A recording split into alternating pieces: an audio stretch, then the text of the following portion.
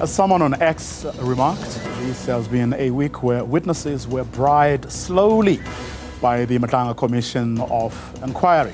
Sizzling.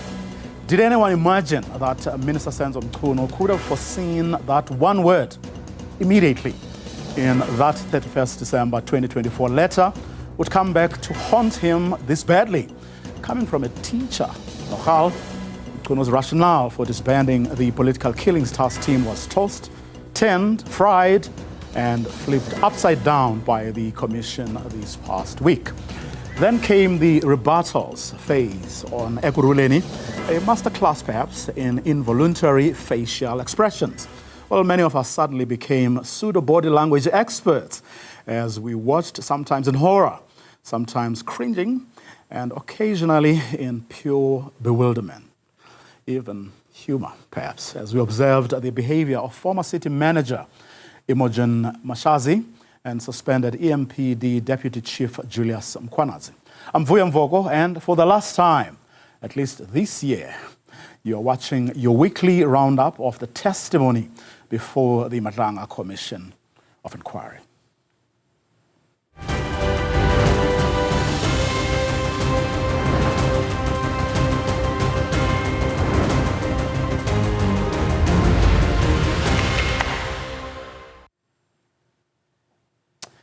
President Cyril Ramaphosa has strongly condemned the killing of witness D, who testified at the Madlanga Commission. Ramaphosa called the killing unacceptable and expressed deep devastation over the incident. The president was speaking at a doorstop during COSATU's 40th anniversary celebrations. It's actually terribly, terribly unacceptable. We are devastated by his killing. And I've said to the minister, they must make sure that the investigation is thorough. They must leave no stone unturned until we find the perpetrators of this heinous crime. It's not acceptable that witnesses who are unraveling things and coming out with the truth of what has been happening, the rot that has been prevalent in our security cluster, are now, as they tell the truth, getting killed themselves. Because this is going to deter many other witnesses from coming forward. And I've also said that we must now focus on witness protection. The witness protection program must now be taken to a higher level. And I want results out of this investigation as quickly as possible, because we cannot allow this level of lawlessness, particularly in the security cluster, to continue. The results of the Madlanga Commission are going to be implemented, because it is through what is being revealed in the Madlanga Commission that we'll be able to get to the bottom of the capture of the police that has been going on for quite a long time. So we need to get to the bottom of all this. Well, I think we are touching a nerve through the Madlanga Commission. And these are people who become brazen, but we are now going to come after them, because now the truth that is being revealed is going to lead us to them. And clearly, they have survived from protection that they've been getting within the police service itself. So now we are going to go after them.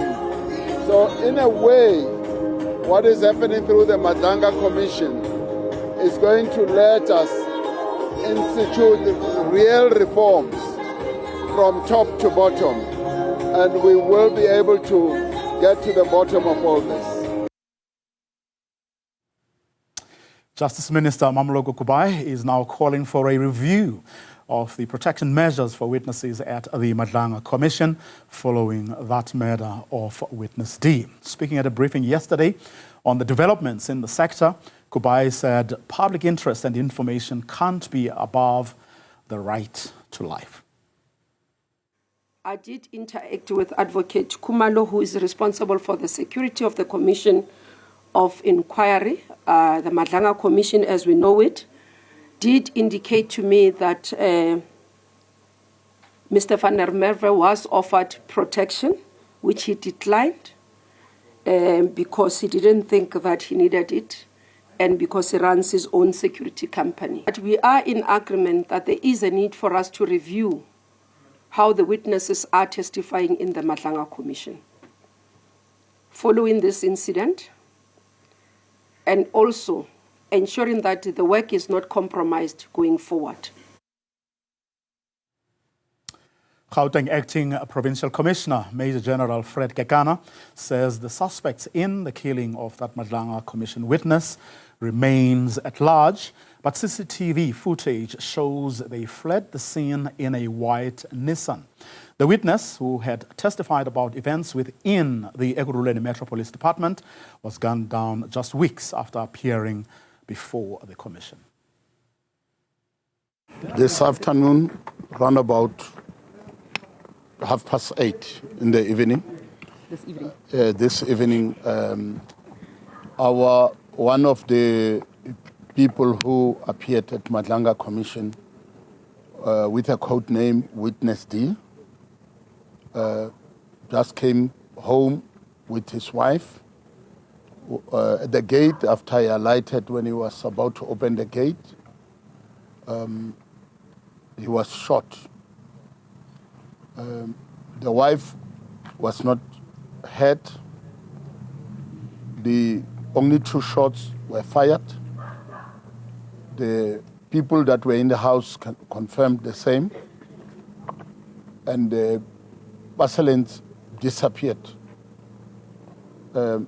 Currently, we are not having any information which we can give out currently.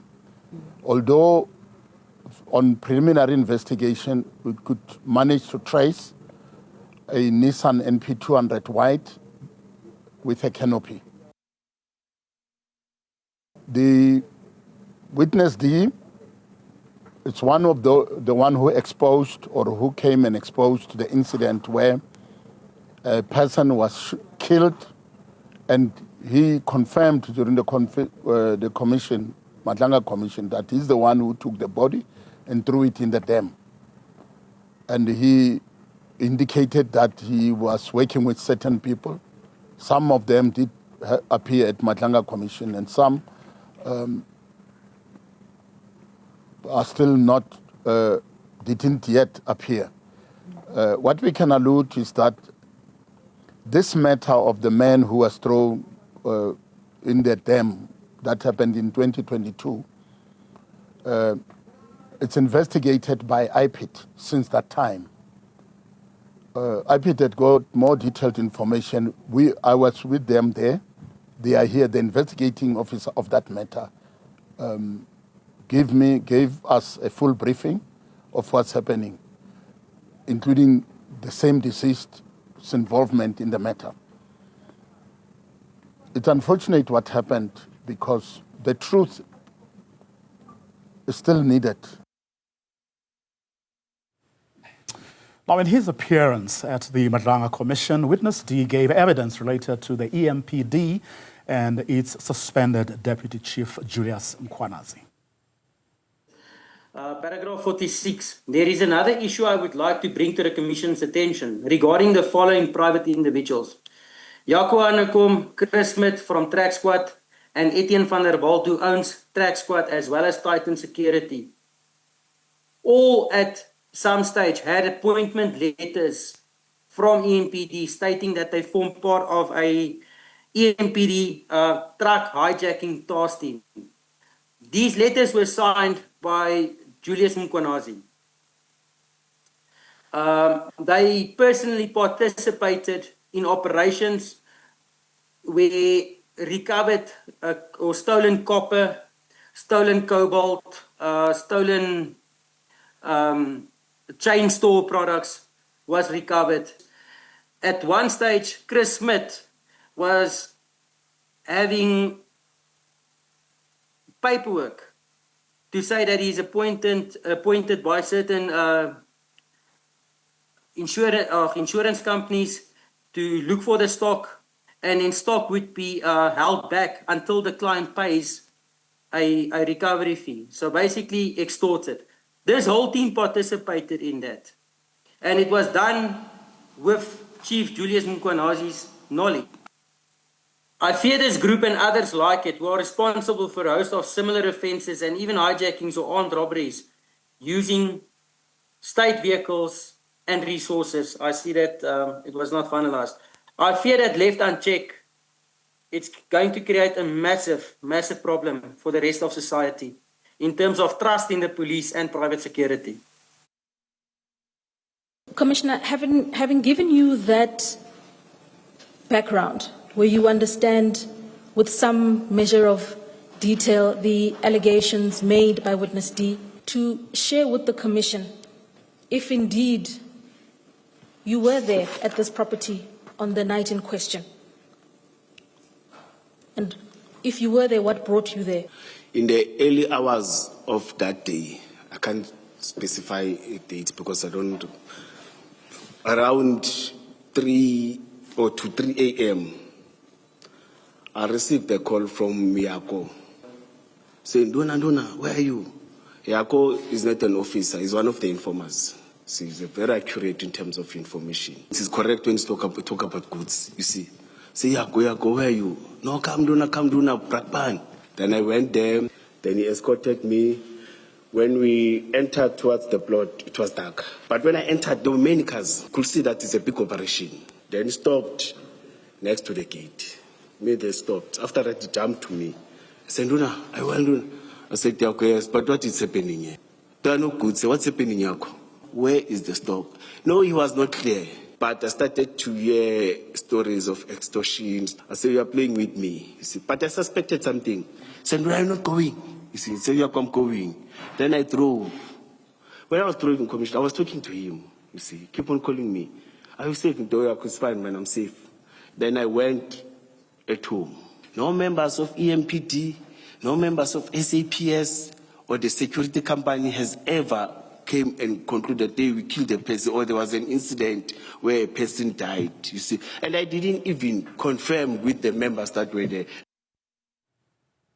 While police continue to search for suspects who shot and killed Marius van der Merwe, who testified under the alias Witness D at the Madlanga Commission, my colleague Iman Rapeti was in Brakpan yesterday during the aftermath of the incident. We are at the Brakpan house, and as you can see through the pictures there, family members are just making sense of some of the floral tributes that have been left here by well-wishers and the public and others. I've just been inside the home talking to Marius van Beek's partner, long-term partner, Leanne McLean, and I just want to just share perhaps with our viewers just what that felt like being in that home. There's such a sense of heaviness as one can imagine. Leanne herself is unable to really speak. She's being supported and flanked by her family members and by some of the close family friends, and she was just letting me know that in the evening last night they'd gone out for dinner with the family, not too far from here, just around the corner actually. It's a family pub, kind of like a sports club type setup, and enjoyed a lovely evening together and came home and this happened. Of course, she didn't speak about the attack itself. What she did share with me was that the two little boys who were in the vehicle at the time, who are 4 and 6, have today gone to a children's party. And, you know, almost breaking down at that point, just saying that they wanted to go, even in the aftermath of this tragedy. And can you imagine what those children would have been through hearing those gunshots that took their father figure away from them last night? And it's just over 12 hours later, and there's such a sense of just cognitive dissonance around this, that this has actually happened. And this is the aftermath, a life without Marius. We've also seen an outpouring of grief from across South African society for a man that's being hailed as a hero following his testimony at the Madlanga Commission of Inquiry. And later this afternoon, we'll get into some of the details around what he said, his fears around his own safety. Of course, we know that it wasn't the first time that he'd come under attack. There had been a previous attempt. But again, all I can convey to you is just the sense of absolute shock and absolute loss in the face of just a brazen, awful tragedy. I'm going to bring in the Ekurhuleni ANC branch regional secretary, and this is Jongizizwe Dlabati, just to talk to us. You also went inside a little bit earlier on talking to the family. Let's just perhaps move back and give the family a little bit of space. You were there. What did you say to them? What were your words of encouragement? No, thank you very much. I think we came to convey our sincere and heartfelt condolences on what transpired because seriously concerning act of murder, and of course the family should not be seen to be alone in this regard. Particularly, as you said, he was one of the key witnesses around which touch also on the participation of the EMPD officers and as the leadership of the ANC in the city of Ekurhuleni. We felt that we must come and express sincere condolences on the family against this brutal killing. If you don't mind, and Leander, let's move back. I just feel like we're really very close to them as they're trying to do this one symbolic thing after Marius's passing. The country is asking, questions, Jongizizwe, about witness protection, and there's a lot being said. We just heard also from the Justice Minister, Mameloko Kubai. And in fact, let's go there and just share with our viewers what the Justice Minister had to say about this issue of witness protection. I did interact with Advocate Kumalo, who is responsible for the security of the Commission of Inquiry, the Madlanga Commission as we know it, did indicate to me that Mr. Van der Merwe was offered protection, which he declined because he didn't think that he needed it and because he runs his own security company. But we are in agreement that there is a need for us to review how the witnesses are testifying in the Madlanga Commission following this incident, and also ensuring that the work is not compromised going forward. So, Jongizizwe, I was just sharing that interview that the Justice Minister had shared around the work not being complete, and this is an area they have to look at. I think we grasp even more than we ever did before just how serious it is giving testimony at a commission of inquiry like the Madlanga Commission of Inquiry. Ideally, it was going to be prudent that immediately after he gave testimony, that he gets witness protection, because the type of information that he put bare into the commission warranted that he be protected, because we anticipated this case was going to be before the court of law. And of course, he's a profound witness, and it does appear to us that he has been wiped out purely because when the investigation continues, surely those that were alleged to have participated in the wrongdoings were going to be found wanting. And it is unfortunate that he was not accorded the necessary protection. I saw early this morning that even the president of the country has actually called for an immediate review on the witness protection. Sadly, this comes, of course, after the brutal killing. Jongizizwe, thanks for talking to us. Appreciate that. Again, having been in the house and being with the family and with the friends, it's just, it's such a sad, sad situation where there are 4 children involved. 2 of them, as I shared with you earlier, were in the vehicle. 2 others were actually at Marius's ex-wife's home. And thank God that they hadn't been part of witnessing this tragedy that has taken their dad away from them. So the days ahead are going to be really hard for this family. There are detectives here. We're also being told that this case is not being investigated, what we would assume in this jurisdictional area, but it's actually going to be investigated out of Pretoria. And as we heard from the Justice Minister as well, and we've heard from the Madlanga Commission before, that Marius van Wyk had been offered witness protection, which he refused. And we'll certainly dig a little bit deeper and get to the bottom of that one. He was the owner of his own security company. So a lot of questions around why he was unaccompanied, unattended, and just how long this plot had been hatched for. Of course, sometimes people say there are no coincidences. We certainly heard testimony in the Madlanga Commission of Inquiry where he made serious allegations about involvement in criminal cover-ups, especially with the discarding of a suspect's body in 2022. So we'll be asking questions of the Independent Police Investigative Directorate about what the outcome of that investigation was. and whether there are lines to be drawn and dots to be connected from those who testified in his aftermath and basically said he was lying in that testimony. What happens next, I think, is going to be a major defining point for our country and for the conclusion of this Commission of Inquiry. After the break, we bring you witness testimonies as they appeared at the Madlanga Commission this past week. Don't go away. It was a moment of reckoning as phase 2 of the commission wrapped up its testimonies with several key witnesses taking the stand. The man who has become the face of how things have degenerated in the police, in the South African Police Service, Senzo Mchunu, was given an opportunity to take the nation into his confidence on why it was important to get rid of the political killings task team and the significance of doing it when he did. The police minister, on a leave of absence, began his testimony on Tuesday when he explained that research and work studies were done looking into the disbanding of the PKTT and having it fall within a new SAPS organogram, specifically under the murder and robbery unit. Now, the initial mandate of the NPKTT was actually for 6 months. Not 6 years, 6 months, from July 2018 to the end of the year. It was then extended from January to July 2019.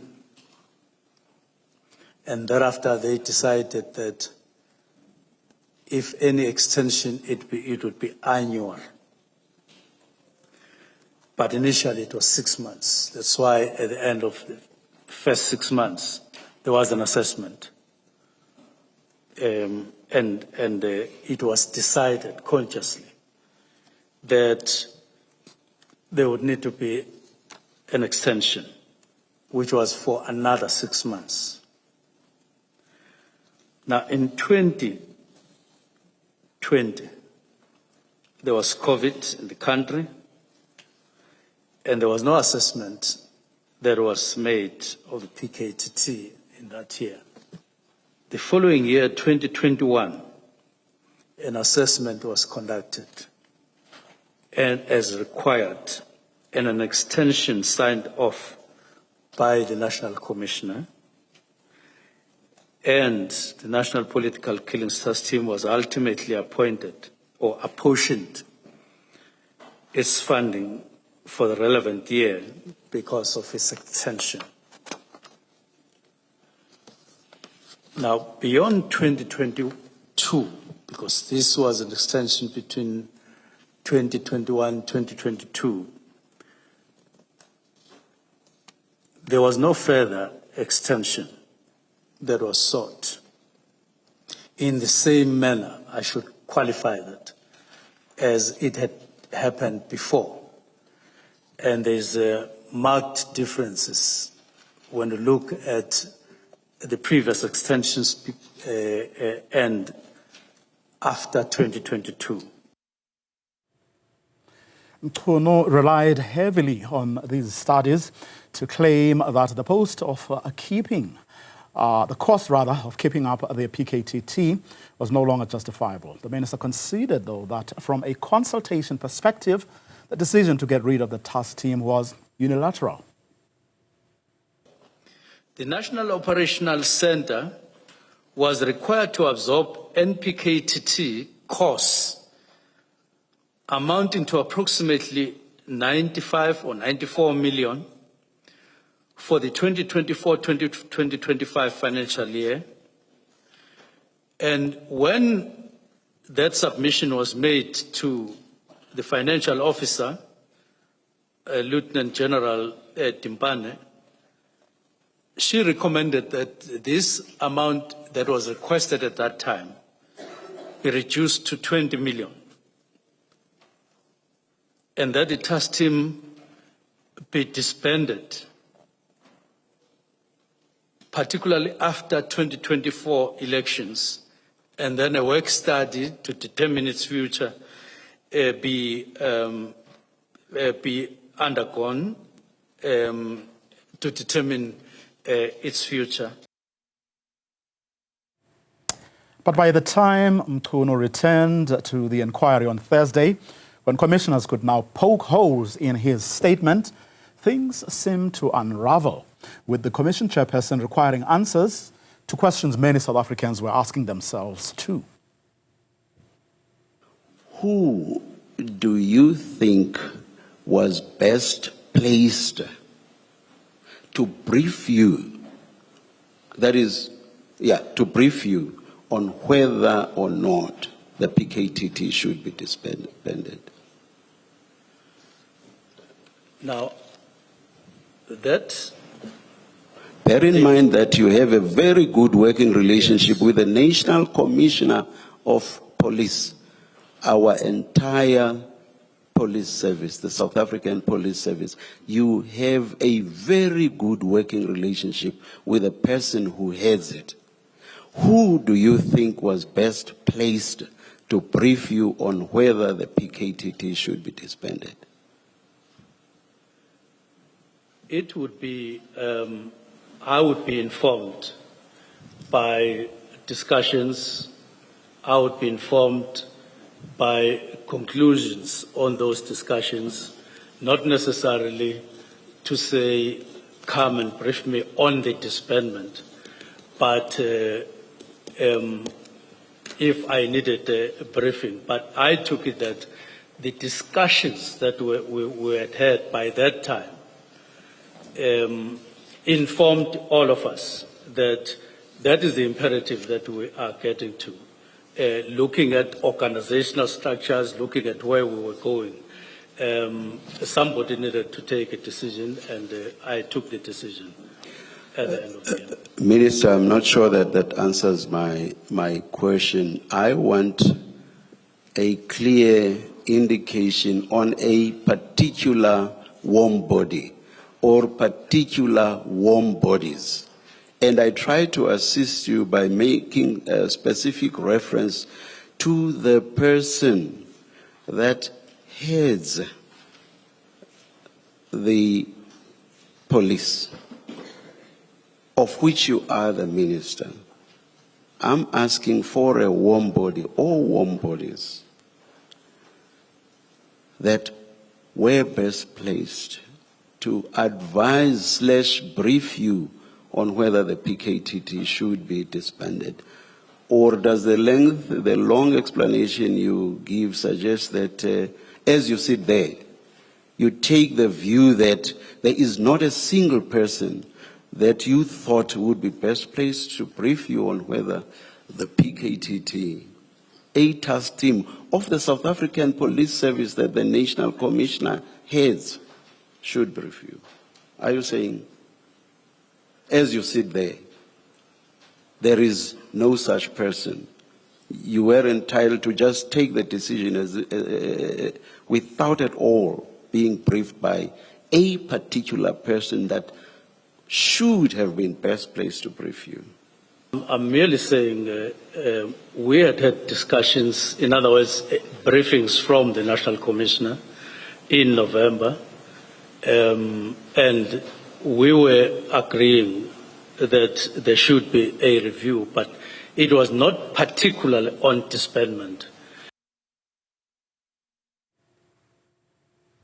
So, not only did Mkhunu not consult with the National Police Commissioner, Fani Masemula, with whom he claims he had a very good relationship, but the issue around the money allocated to the PKTT being unjustifiable was probed even further. Did you compare that expenditure with the expenditure of other task teams? It's a simple question. Did you or did you not? No, I didn't compare it with other task teams, but I do want to say the reason to remove the police inspectorate was exactly the same as that of the task team, the National Political Killings Task Team. So, Minister, for all you know, the expenditure of other task teams could well have been significantly higher than that of the PKTT. Or could be less. But could be significantly higher also. and could be significantly. No. Do you accept the possibility I'm positing to you, Okay. Minister? Do you? Yes. Thank you.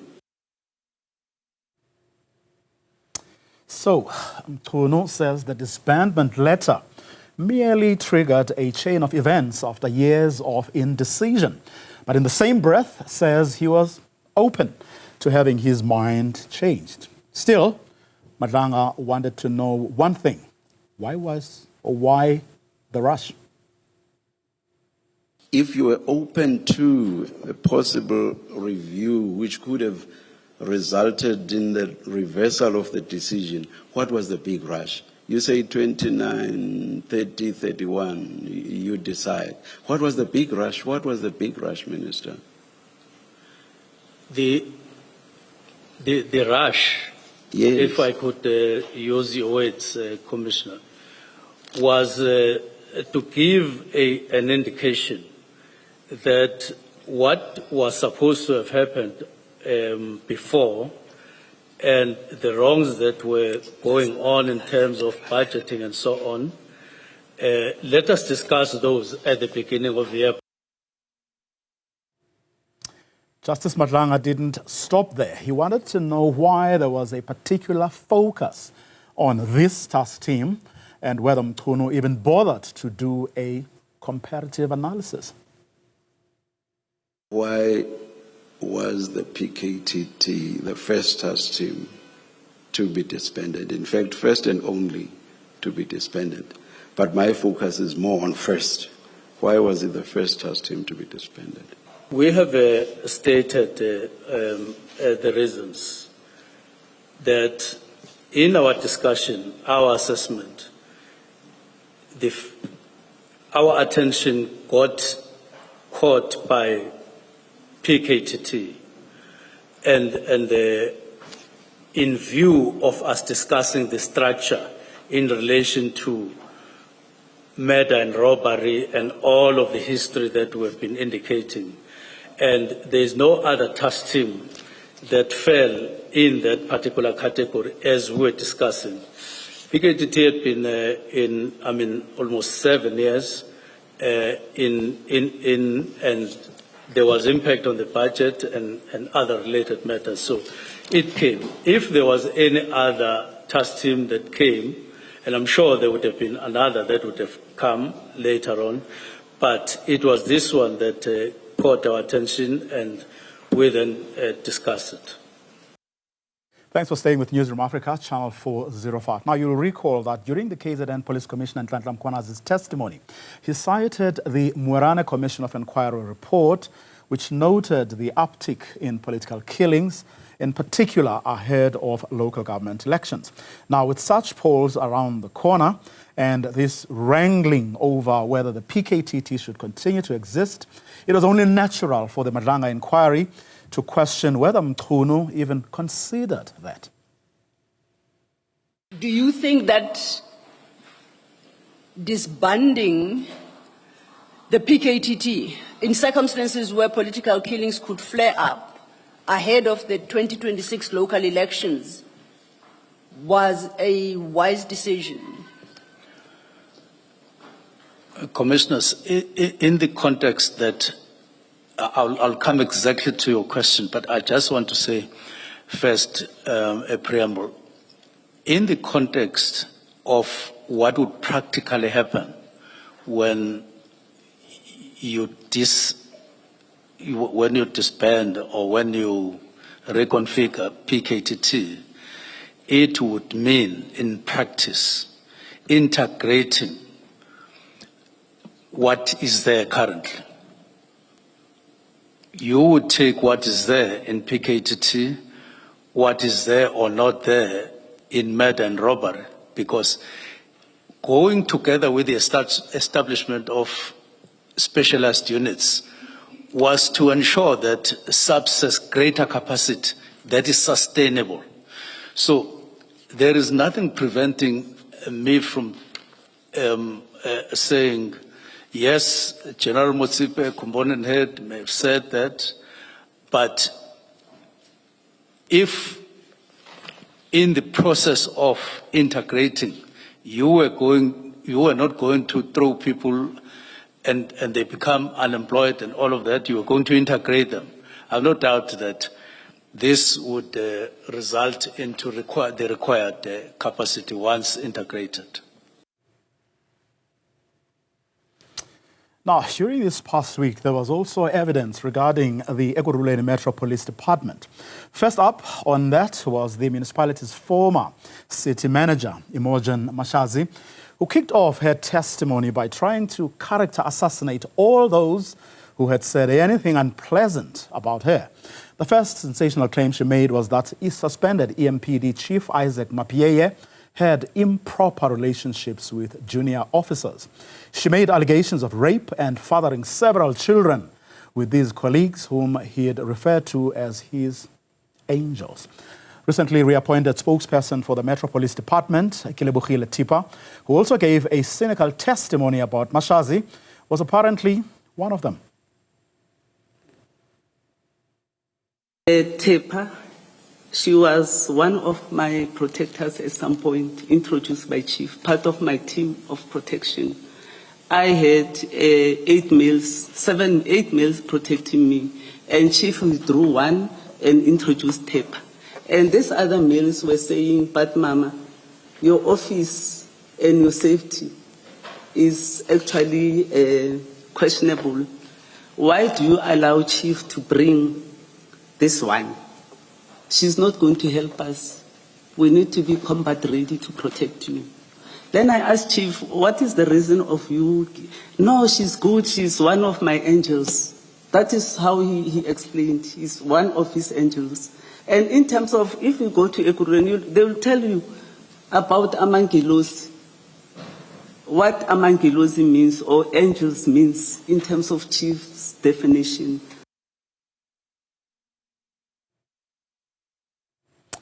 Making sensational, untested rape allegations, which Mashazi herself admitted to not acting on, despite having the power to do so.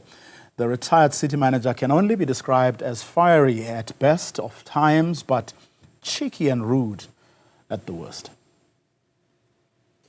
Do you say it as a fact that Colonel Tipa had an improper relationship with Chief Mapieye, and in particular, and maybe let me put it as specific as what I think you're suggesting, she had a sexual relationship with Chief Mapieye. Is that what you're saying? Exactly. And you have evidence of that you will include in your supplementary statement? Evidence of them having an affair. Did you ask for evidence from Olani? No. Ma'am, did you ask evidence from Neza when he said, I have extramural activities with Mkhwanazi? I'm asking you the question. You don't ask me questions. I ask you questions. So I have no comment. May I please speak? You are a witness. You have to allow me to speak, and we will give you the chance to answer. You make very serious statement about Colonel Tipa. I'm not speaking about anybody else at this point. I'm speaking about Colonel Tipa. You make a very serious allegation about her. And what I'm asking of you is, if you know as a fact, can we have it in your statement if it is a fact? Because Colonel Tipa will have to deal with this. Thank you very much, ma'am. Colonel Tipa herself also, she said, I have a close relationship with Mkhwanazi. And I never, in the statement, you asking or the commission asking them that do you have evidence that I have a close relationship with Mkhwanazi? Okay. So it's the same answer, ma'am. All right. Thank you for that answer. For the record, Doctor, it was actually Commissioner Baloyi who engaged Mr. Nqiza on the nature of the relationship. So I'm just saying, for the record, it should become clear that the statement did not just pass without engagement. Commissioner Baloyi engaged Mr. Nqiza to get an idea of what exactly the proximity, I think that's the word Mr. Nqiza used, what exactly he meant by proximity. So Ms. Ntiza was engaged on that issue, for the record. On Tuesday, it was the turn of suspended EMPD Deputy Chief Julius Mkhwanazi to take the stand. And in between taking copious amounts of water and wiping away rivers of sweat, he entangled himself in a web regarding why Vusimuzi Cat Matala's security company was part of the 2022 State of the City Addresses operational plan. The DA was able to get the mayor and other parties. They shared mayoral committee position, speaker's position, and chief whip position. Then Chief Mapie presented a document that is attached to the submissions, where the alderman or executive mayor that time raised concerns about the threats, about disruptions that were made by African National Congress in the city. You see that document, it was presented to me and Mr. Mzoli said, and the city has took a decision or a resolution to have the state of the city address around April, yes, or in April, yes. And that took place, then I thought of the engagement is what we need, or intervention we need. Then I called them and say, you remember those guys? I said, oh, they are good guys. I went to Mike again and say, Mike, man, we've got these guys, or we'll have the state of the city, and I'm told that there are threats there. And the threats were very clear, that are coming from African National Congress when I was briefed, or when we were briefed by the chief of police. Mkhwanazi, who had sent a bogus memorandum of understanding to his colleague Chris Steyn as a way to usher in the registration of Matlala's personal vehicles under the municipality, struggled to explain why the right people had not signed off on the document. You were explaining to Ms. Sillo how it works. Yes, that's good. That the proxy, Mr. Steyn, he's the one that deals with registration of vehicles. He's the one that hands out vehicles to officers, and by the time he hands them out, they already have blue lights. He sorts that out. Yes, I think that's yes, what you said. Yes, Commissioner. So let me, blue lights and branding, if there's a branding, yes. I agree with 100%. Okay. Yes. So when you ask him to register a vehicle, and it's an EMPD, it's going to be an EMPD vehicle, and the donation letter, remember the donation letter, you don't have to go to it, I'll read it.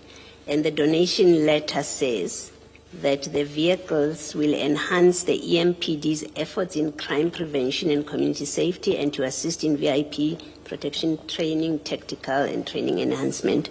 When you give him that letter and then you say, go register these vehicles, as the person who's also responsible for making sure that EMPD vehicles have got blue lights, right?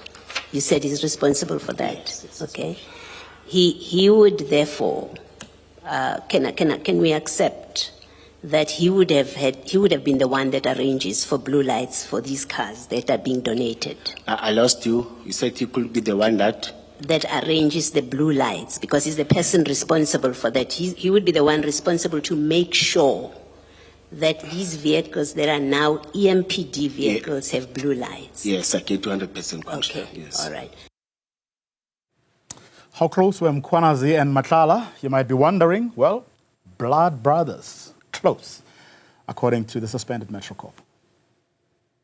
I lost 3 siblings. I'm the one who's working. They were not working. There was where he came and assisted with money to buy meat for that funeral, and he assisted, and even attended the funeral. He supported me, he was there. Thank you. I take it when you say money for petrol, you gave examples of 500 rand, 1,000 there. Did I hear you correctly? Yes, I spoke about the funeral even now. He assisted. Okay, now yes. And the assistance for the funeral, what levels have we reached then? How much? Guesswork, I won't hold you strictly to a number. In terms of levels, I don't understand. How much? From 500, 1,000 for petrol, for the funeral. It was thousands. How many? I'm not sure, commissioners, When was But around 2020, I was suspended 2023, around this 2023, 2022 there. I don't remember, but I lost, it was the period of, but it was within a year, 6 months, I lost siblings like this, yes. So it was following your suspension or before your suspension? I'm trying to find a time slot. Before and after. Before and after. Yes, I lost siblings there. Okay. Yes. Yeah. And if I suggested to you that in 2022 you received varying amounts, at times 20,000 at one go, 30,000 at one go, would you have a challenge? No, not varying amounts. I think it was once. The other ones, it was food and not money. No. I'm going to... Let's say it may be 20 or 50 there, yeah. Let's bring into the conversation retired Interpol Ambassador Imogen Mashazi. Thank you very much for coming through, Mr. Mashazi. It is disturbing that you have a senior police officer who at first takes decisions that are questionable and then gets to receive 20,000 here, 10,000 there. Surely. It's not only concerning, it shows recklessness, Vuyo. It shows lack of accountability by the seniors, the higher-ups. It shows a mindset that says, I can do as I wish and nothing or no one will do anything to me, including Vuyo in support of what I just said in my introduction, including branding cars and fitting them with blue lights when they are not in your possession. And before you ask me, what is the process with subs? With subs, the cars are branded and the blue lights are fitted. The car is at the pound. The car is at the place where all cars are supposed to be for branding as well as blue light fitting. From then, those cars will then be distributed to various stations where they belong. So if a man would go to an extent of branding a car or a blue light fitting, but that car is not in the pound of the police, as it were, EMPD, that's where those cars would need to go to after they were fitted with the blue light. So this tells you there are some serious problems. Senior management team, everyone in that council should take responsibility. Am I including the executives or the executive authority from the office of the mayor until up to the guy? And why am I saying so? You need to do your intelligence for you. I cannot manage an organization like that city with a huge budget. I'm not too sure whether it's 50 to 54 billion or 52 billion, somewhere around there. When you are in charge of a big organization like that, as the CEO, the mayor, you need to know what is going on in and around the corridors of power and decision-making. Recklessness, you say. Let's go to the Minister of Police, Senzo Mchunu. I mean, the commissioners were quite strong on the fact that he never consulted, even though he claimed to have a good relationship with the National Police Commissioner. He didn't consult him when it came to the disbanding of the PKTT.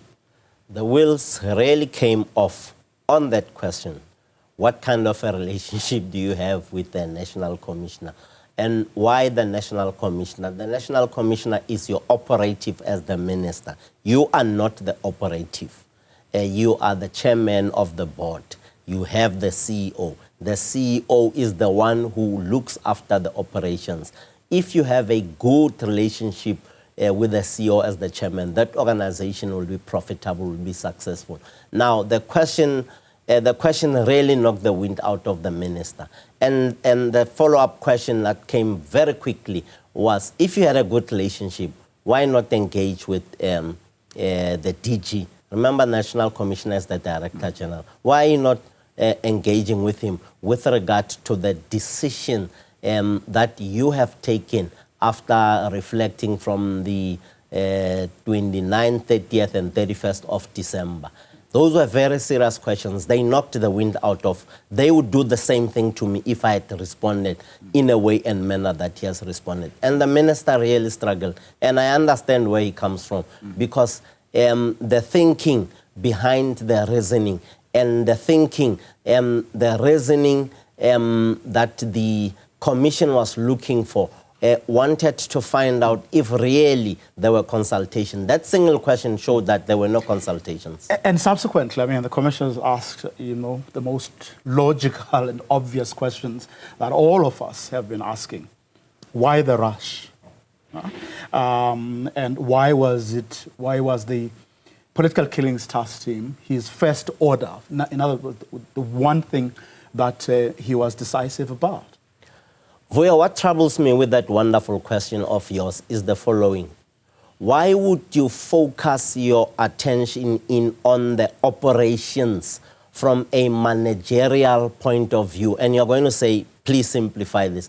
From your micromanagement point of view, you as the chairperson or the minister, you do macro management, and the micromanagement stuff belongs to the National Commissioner. Now, when you move away from your responsibility as doing macro management and you micromanage, it tells me you actually, in your mind, not physically, in your mind, you were interfering with the operations, the responsibility and the purview of the National Commissioner.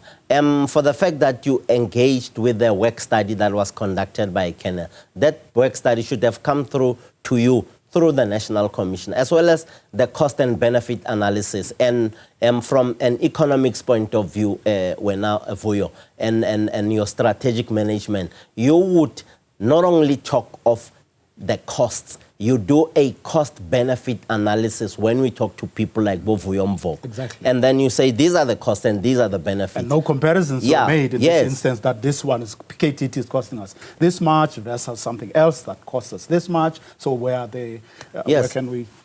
I love it, Vuyo, when I looked at the testimony of General Dimpani. 435 million, the operations of the PKTT up to date from 2018. Look at the other task teams that spend around 418 million in a period lesser than the 5 years that the minister bases his argument on from a cost benefit and a cost calculation point of view as determining the impact on the decision. And you compare that, or you take the two and juxtapose it with the 700 million that was set aside for the one-day EFF shutdown. And then you say, really, the PKTT has actually spent less when it comes to cost and has generated serious value. And up to today, sitting here, you and I can tell that from the cases that cropped out of the woodwork as the result of the work of the PKTT, we are seeing it. The Mkhwanazis are appearing. Many people have come up. Many things have come up. So it tells you, from a cost-benefit point of view, maybe the cost can be outweighed by the benefit that we are seeing. And if I were to manage that process, I wouldn't have a problem with the PKTT. I don't know why you gun for the PKTT without having it given me in your letter of the 31st Vuyo that I have made a comparison of these task teams. All of them come to an end because they are teams that are established as a result of the units, your detectives units. The task teams last for a few months, and the units for a longer time. And Mashazi, thank you very much for your time. And that's your Madlanga rep for this week. Of course, the Commission will be handing over a report to the President on the 17th. Goodbye.